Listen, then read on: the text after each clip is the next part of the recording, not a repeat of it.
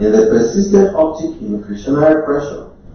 These factors included disruptions to key supply channels due to security challenges from either farmer clashes, banditry and kidnapping, inadequate transportation outlay, epileptic power supply, and low technological adaptability.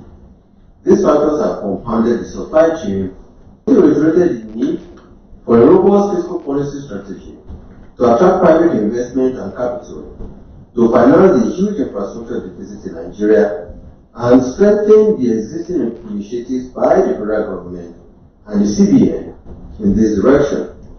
The committee recognized the supportive developmental roles of the CBN towards addressing some of these structural issues. The MPC specifically expressed optimism on the future impact of the 50 billion naira household and SME facility, out of which 49.195 billion naira has been disbursed to over 92,000 beneficiaries. The 100 billion naira healthcare and 1 trillion naira manufacturing and agricultural interventions to support the rebound in growth from the impacts of the pandemic on the economy. The committee further recommended the CBN coordinated COVID private sector intervention scheme, which had mobilized over 32 billion naira to support the economy, lives, and livelihood. Committee noted that the CBN had disbursed over 152.9 billion naira to the manufacturing sector to finance 61 manufacturing projects and another 93.6 billion naira to the healthcare sector, amongst many other sector-specific facilities. The committee is hopeful that upon further drawdown of these intervention facilities, the much-needed reset and rebound of the Nigerian economy will become a reality. The committee noted that broad money supply entry grew by 1.64% in June 2020 from 2.72% in May 2020, largely due to increases in net domestic assets (NDA) and net foreign assets (NFA). The growth in M3 remained well below the indicative benchmark of 13.09% for June 2020. Aggregate domestic demand net grew by 5.16% in June 2020 compared to 7.47% in May 2020. The committee commended the CBN loan to deposit ratio initiative to address the credit conundrum, as the total gross credit increased by 3.33 trillion naira from 15.567 trillion as at May 2019 to 18.99 trillion naira at the end of June 2020. These credits were largely recorded in the manufacturing, consumer credit, general commerce, and information and communication and agriculture, which are productive sectors of the Nigerian economy. Money market rates remained relatively stable in the review period, reflecting the prevailing liquidity situation in the banking system. The monthly weighted average interbank call and open buyback rates increased to 5.75 and 11.31% respectively in June 2020, from 5.22 and 5.80% respectively in May 2020. The committee welcomed the modest recovery recorded in the equities market as the all-share index and the market capitalization increased by 6.33 and 6.44% on April 30th and June 30th, 2020 respectively. The modest improvement reflected the resumption of business activities, which spurred market confidence as government commenced gradual ease of the lockdown. Committee noted the decrease in NPLs ratio to 6.4% at the end of June 2020 from 9.4% in the corresponding period of 2019 on account of increased recoveries, write-offs, and disposals. Committee expressed confidence in the stability of the banking system and urged the bank to monitor the compliance of deposit money banks to its prudential and regulatory measures to sustain the soundness and safety of the the banking industry.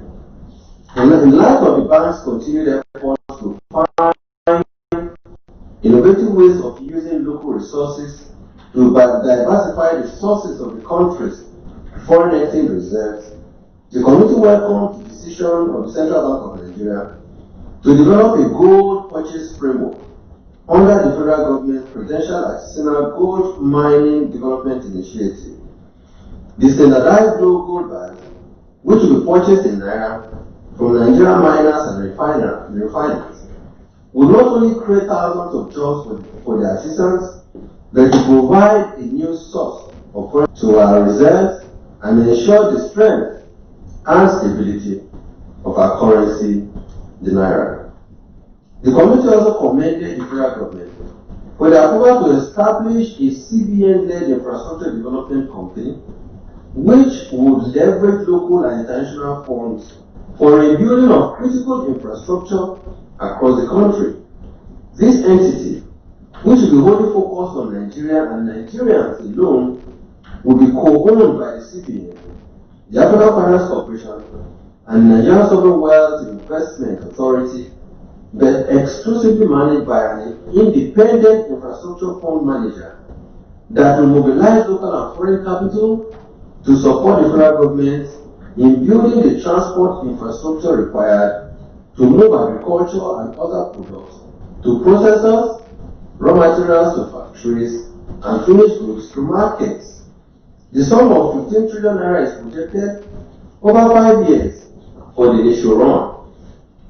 The committee noted with satisfaction CBN's immediate work on the updates and timelines for the establishment of this much needed entity.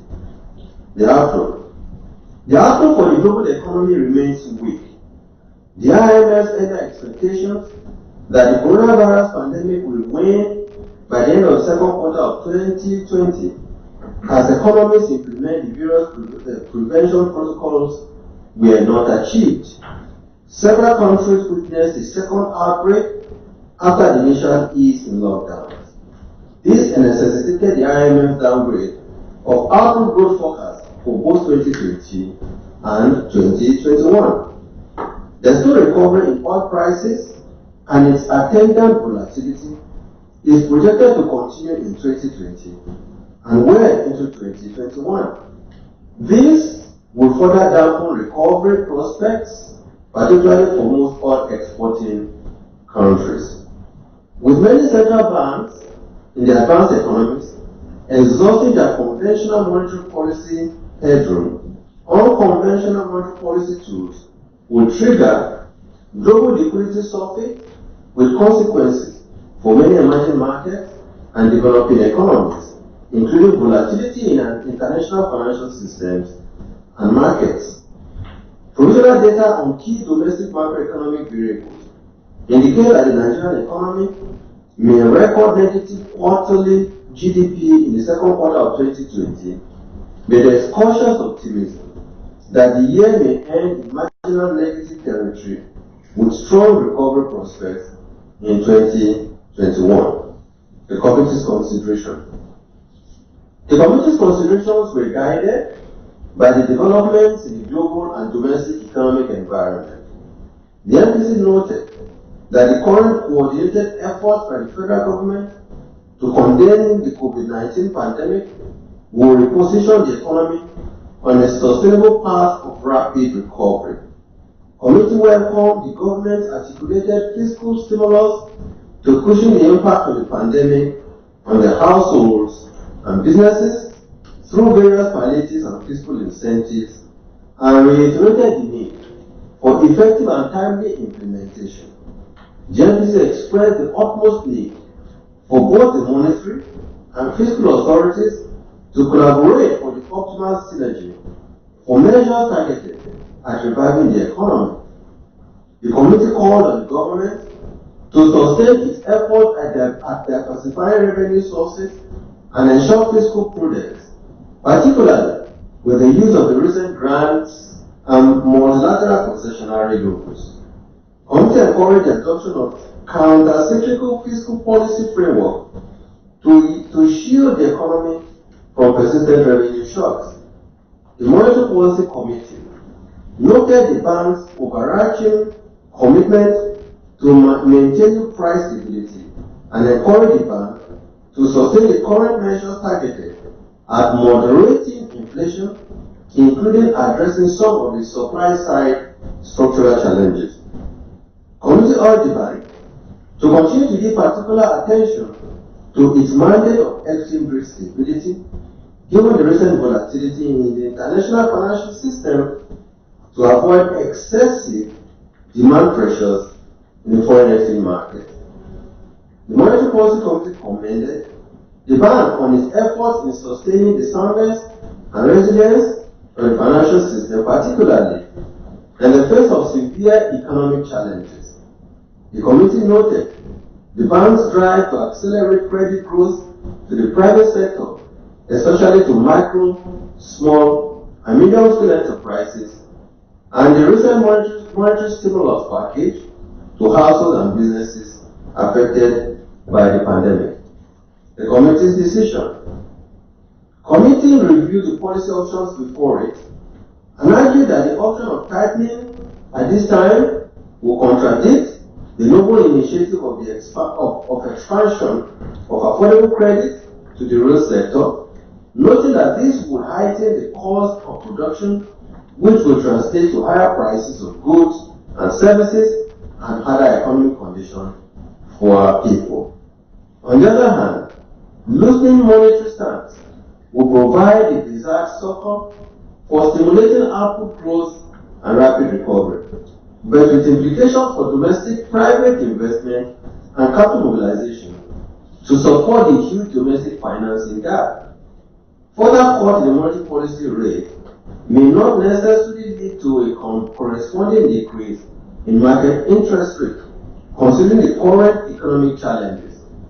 The committee was also mindful of the cut in policy rates at the last MPC meeting and the need to allow time for the transmission effect to permeate the economy. Given the plethora of monetary and fiscal measures recently deployed to address the impending economic crisis following the COVID-19 outbreak, it will be a relatively cautious option to hold in order to evaluate the effectiveness of these tools at addressing the current challenges, particularly with mounting uncertainties within the domestic economy, as well as the external vulnerabilities.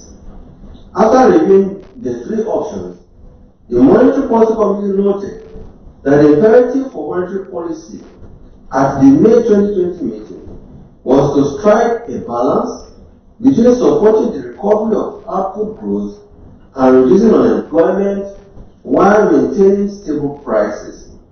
Committee noted at this meeting that economic fundamentals have marginally improved by the end of June 2020, following the gradual pickup of economic activities as the positive impacts of the various interventions permeate into the economy. As a result, committee noted that the earlier downward adjustment to the monetary policy rate by 100 basis points to 12.5% to signal the loosening monetary policy stance is having positive impact as credit growth increased significantly in the economy. The committee also noted the positive impact of various fiscal and monetary interventions on the household and SMEs and manufacturing sector. The committee also noted that increasing NPR at this stage will thus be counterintuitive and will result in upward pressure on market rates and cost of production. In view of the foregoing, the committee decided by a majority vote to retain the monetary policy rate at 12.5% and to hold all other parameters constant. The committee decided by a vote of 8 members to hold and 2 members voted to reduce NPR. All members voted to retain all other policy parameters.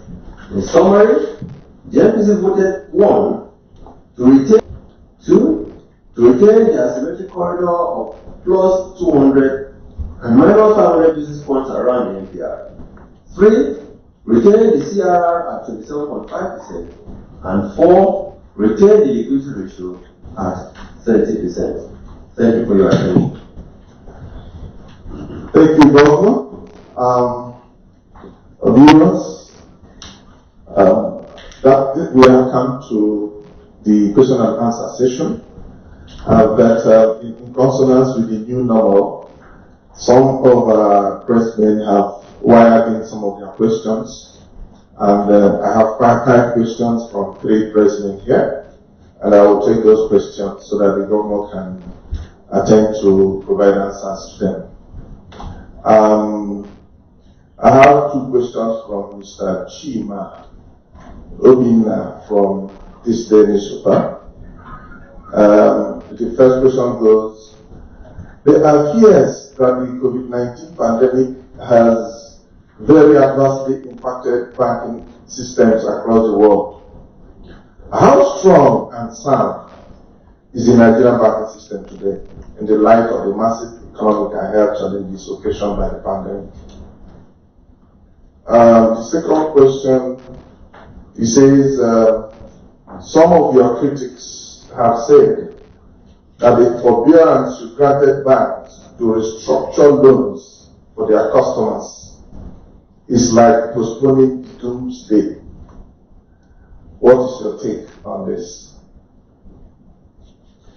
The second question comes from Ndoka Chejina of the Nation. 2 weeks ago, you started a currency adjustment. What should local and foreign investors expect from this exercise?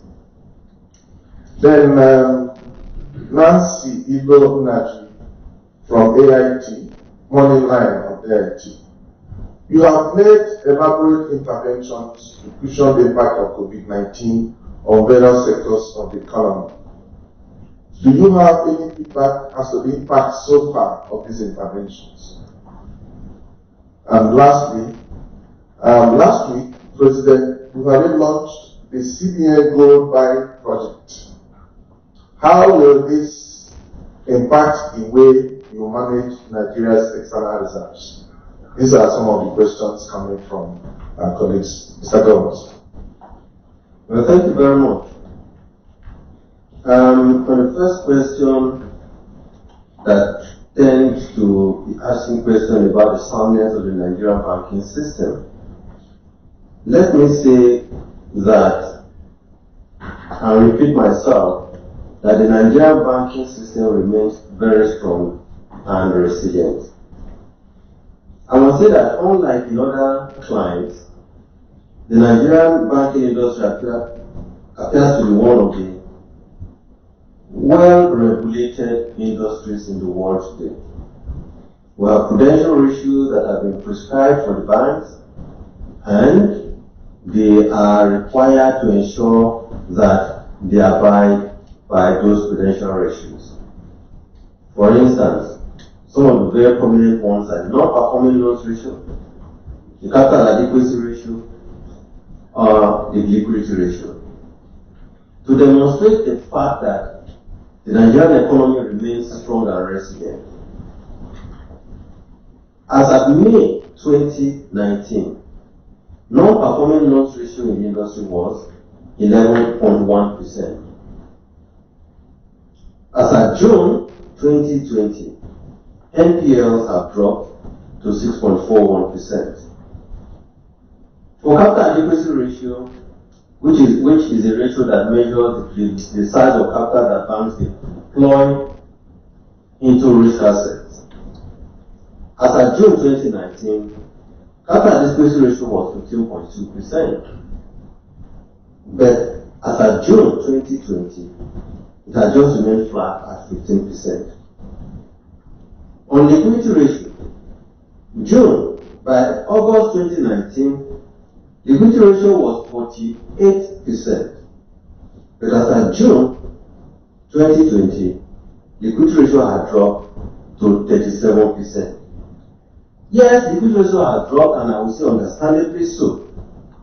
Because, for instance, you will note that from around July 2019 to June 2020, Gross loans and advances advanced into the economy as a result of CBN's loans deposit ratio has increased by 3.33 trillion naira from 15.6 trillion in June 2019 to 18.9 trillion naira as at June 2020. And these loans were granted to some of the productive sectors like I read in the communique. For instance, manufacturing sector received 815 billion naira. Retail and consumer loan sector received 615 billion naira. The agri and forestry and fishery sector received 255 billion naira. General commerce received 221 billion naira. And information technology and communication received 208 billion naira amongst the few. These were the large numbers out of the 3.3 billion naira that was granted. So what we're saying is that in spite of this large sum granted in a year, from 15.6 to by 18.9 trillion, and the prudential ratio still looking so strong, this is a clear demonstration that the Nigerian economy or the banking system remains very strong and resilient and able to support the economic development of Nigeria. Second, Chima said that some of our critics have said that the forbearance granted by the CBN to banks to restructure loans for customers is like postponing the doomsday. Let me say that at the pandemic, the health crisis occasioned by the pandemic itself would have resulted in doomsday for the banking industry and by extension the economy. Ordinarily, the central bank is not in the business of granting forbearance because it has its credentials. When banks comply, you give them a tick. When they don't comply, you apply the necessary sanctions. But out of the need to say that the central bank, the monetary authorities must be seen to be working with the fiscal and government to see to the resolution of the problems arising from COVID-19 and the drop in commodity prices, that the CBN should be seen to offer some forbearance to banks and by extension to their customers. And listen, if the CBN did not ask the banks to grant some forbearance to their customers, the loans will go bad immediately anyway by our prudential ratios. And when those loans go bad by our prudential ratio, of course it means that the customers can't pay, and then they get classified, the banking system begins to wobble. But what we're saying that by the forbearance that we're saying is that if, for instance, somebody took a loan and he was servicing his loan, but as a result of the crisis, he can no longer service his loan because revenues are not coming. So that it is beholds on the banks, with the support of the central bank, to say, listen, let us restructure the loan. Maybe from 2 years to 4 years, or from 4 years to 6 or 7 years, thereby reducing the outlay that will be used in repaying the loans, or bring down the interest rate on the loan, so as to make life meaningful for the customers. And indeed, because some of these customers have not earned revenue over this period, shouldn't you even advance them additional loans so that they can kickstart their business again? Ladies and gentlemen, I'm telling you that most of us who have been watching television have watched on CNN companies close down, companies going into bankruptcy abroad. Is it JCPenney? Is it Brook Brothers? Most of the luxury or even consumer shops have gone into bankruptcy because they cannot find, they are no longer making rent, they are no longer earning anything. We were saying that here in Nigeria, at least I'm yet to read the story of any large corporate or any conglomerate going into bankruptcy. Now, on the strength of this forbearance, I will say that so far, 22 banks out of almost about 27 of them have come to the central bank to restructure about 30 loans of about 35,640 of their customers. And this restructuring is just only about 7.8 trillion naira, which constitutes 41% of the total industry loans. Total industry loans, let's not forget, is 18.9, which we still indeed consider a little bit low, because we are indeed going to continue to encourage the bank to see how they can grant more forbearance to those customers. Perhaps if we see forbearance rising to about 60%, 65%, we get a little bit more comfortable that yes, we have really been able to turn the corner by assisting businesses to get over their business and then come over again. You can imagine a man or if somebody who owns a school who took a loan from a bank and for 2 terms they have not earned school fees because children are at home and they have not paid school fees.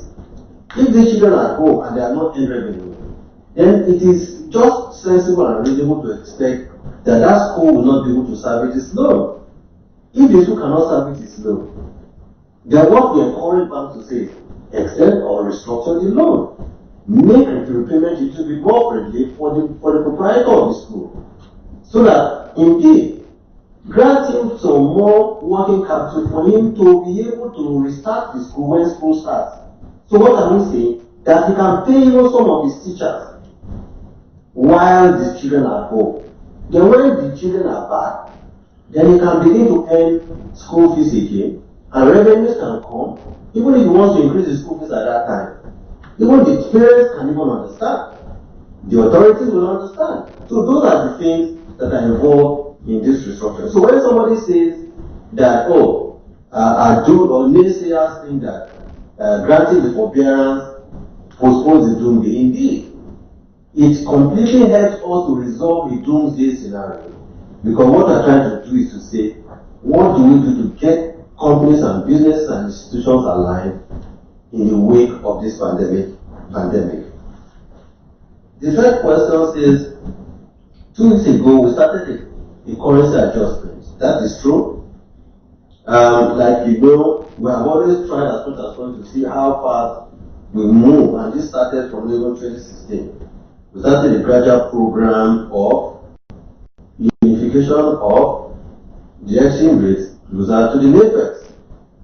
And what we did as a result of the crisis, the fact that no doubt there is dollar shortage, but I still need to underscore the fact that Nigeria's currency stands at 36 today, which is strong.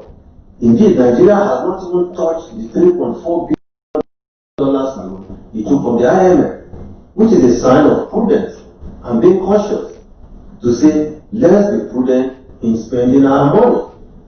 So, it's an adjustment process. That adjustment process, when somebody says what next, I can say that where the market is stable, right now at about 386 or 387, sometimes hovering towards 390, and it is understandable, and then it will go up and it will come down.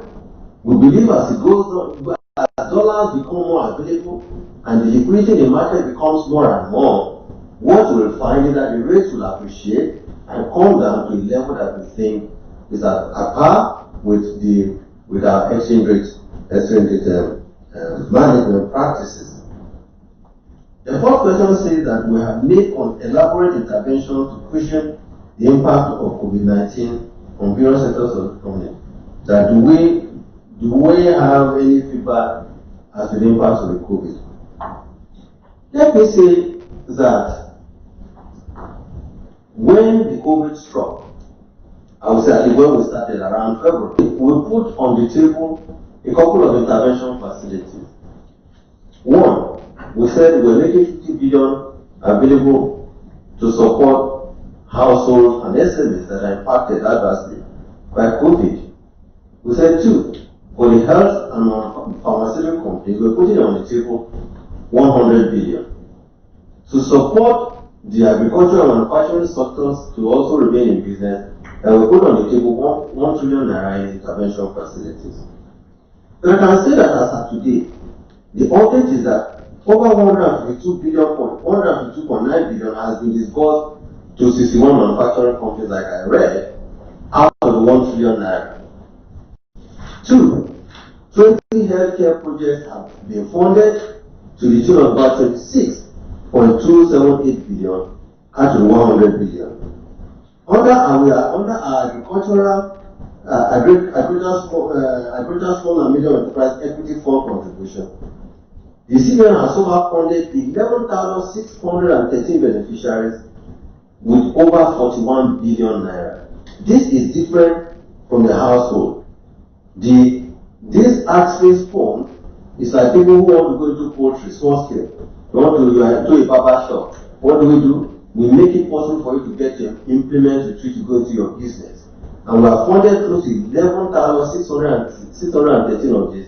These are the micro and small businesses that very badly need access to credit in our economy.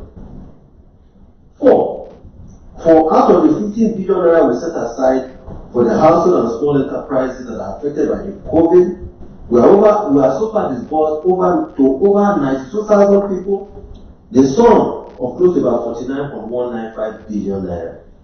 And indeed, the board of the bank and indeed the MPC today endorsed the fact that we might even need to increase the household and SME facilities to accommodate more of these household and SMEs, so they can easily recover from the crisis and get back up into their micro businesses.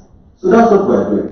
So when you are asking what is the impact, the fact that inflation is even moderated, yes, it's rising by 10 basis points in a month. It says we saw one of the PMI indices even improving from 26 to 35 index points. That is a sign that rather than going down, that it has started to reverse upwards. And we do think that as we deploy more and more resources to support businesses, even the purchasing managers index in the manufacturing sector will begin very soon also reverse back into positive territory, so that we can begin to see the kind of positive growth we expect for our economy. The last question says that last week President Buhari launched the CBN gold buying program. How will this change the way we manage it? Luckily, Nigeria happens to be one of those countries in the world that is endowed not just with human resources, but also by mineral resources. Gold being one of them. I'm aware Nigeria is endowed with gold, diamond, columbite, tin, iron ore. So what we're trying to do is to say, how do we put to good use some of these gold endowed mineral resources for the good of our country? So what is the program? As you know today, there's banditry in Zamfara area, occasioned by this. There are some of them, we also have gold, not only in Zamfara, in Kebbi, in Niger, in Kaduna, and a few other states in the country. And we're saying, let us encourage the artisanal miners that when they dig out the gold, or when they mine the gold, that we should make life difficult for those who want to illegally transport or steal the gold out of the country. Shortchanging these artisanal miners. What would we do? Of course, the Federal Minister of Solid Minerals has already licensed refineries or gold buying agents and selling agents. What do we do? Those agents can access different facilities from central bank, right? Take those raw gold, mine gold abroad, until we have our own refined gold refineries, bring them back, and then we pay them naira. Benchmark along market rates. For us, it's a win for us because we're able to use naira to buy gold, refined gold, and store in our vault to increase our foreign reserves. So that with this, we're able to tell ourselves and confidently that we are truly diversifying the base of the Nigerian economy from just oil into non-oil sources. That's what we are doing, and I'm optimistic, and I feel it's an interesting vista for Nigeria, and every right-thinking Nigeria should give support to this program. Thank you very much. Thank you, Governor. That brings us to the end of this session. Just to say, stay safe, use your sanitizers, wear your mask always, and please maintain physical distancing. And then pray. See you in September. Thank you. Alright, see you guys again.